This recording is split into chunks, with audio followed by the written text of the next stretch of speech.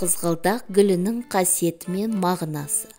Ақ, сары, сирен, күлгін, қызғылт, қызыл. Ең әдемі түстердің ең көркем гүлі болып саналатын қызғалдақтардың қасиеті, күтімі мен мағынасы туралы біле жүрміз. Бірінші, әсемдік, абырой, махаббат.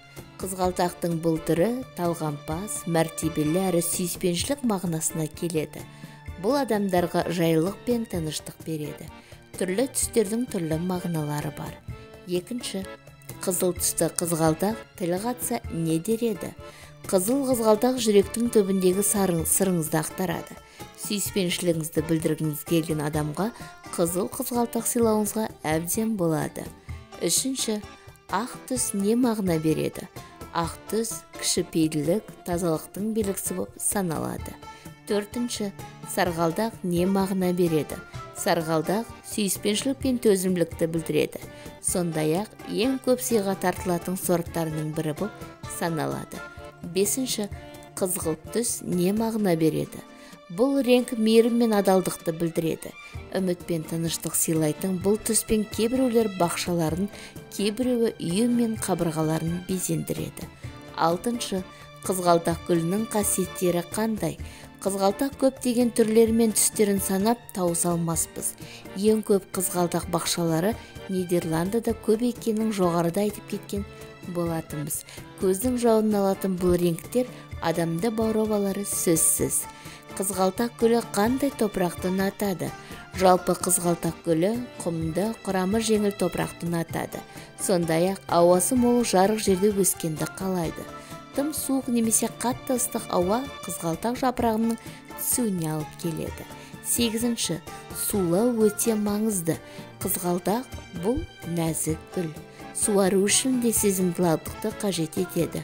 Қызғалдақ гүлін суару кезінде қолданатын ыдыс әр уақытта бірдей болуы қажет және суарған сайын бірдей мөлшерде су пайдалану керек.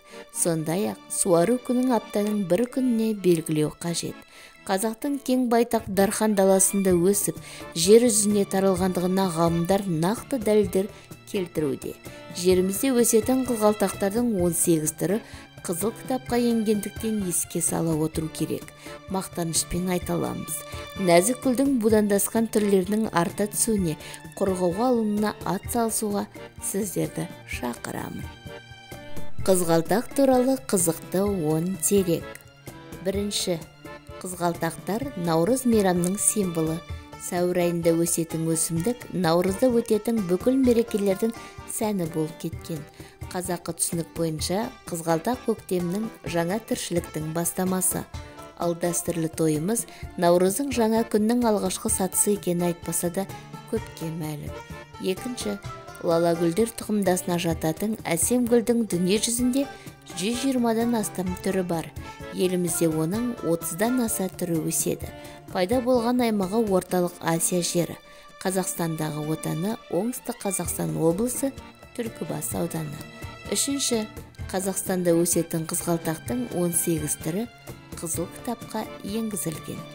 Төртінші, орталық Еуропа жазығының батыс бөлігінде орналасқан Нидерланды мемлекеті қызғалдақтар елі атанып кеткен.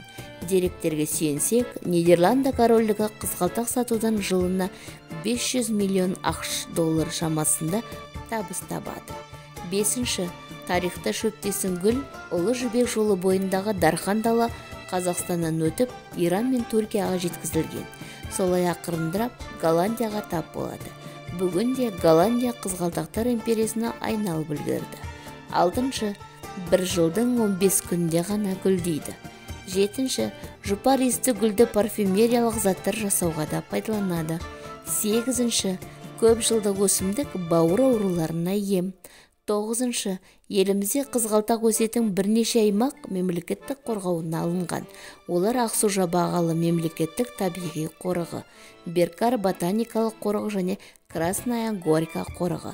Оныншы, біле жүріңіз. Тарихта орта ғасыр дәуірінде мемориалдық архитектура мен пластикалы өнер түрінде өсімдік тектес оюлар пайдаланғаны айтылады. Қожа Ахмет Яссауи кесенесіндегі жұқа кірпіштер мен отырар даласындағы орта ғасырлық қыштарда гүлдер сәндеу үшін қолданылған. Құлпытастарда да қызғалдақ суреттері салынғаны белгілі. Сонымен қатар ер-тұрман, тері белдік тоғалары, сақина, білезік, камзол қапсырмалары, ағаштан жасалған жиһаз, кесте, сырмақ, текемет, кілем, алаша, ұлттық киім, киіз үй жабдықтар және қоржын дорбаларға да қызғалдақ бейнесі өрнектелген. Осымен қызғалдақ туралы ақпаратымыз сіздерге толықтай жеткізілді. Ақпарат пайдалы болса, арнама тіркеліп, лайк басып, пікір қалып, достарыңызбен бөлісуді ұмытпаңыз. Сонымен қатар келесіде қандай ақпаратпен бөліскенімді қалайсыз? Сол үшін төменге пікір қалдыра кетіңіздер.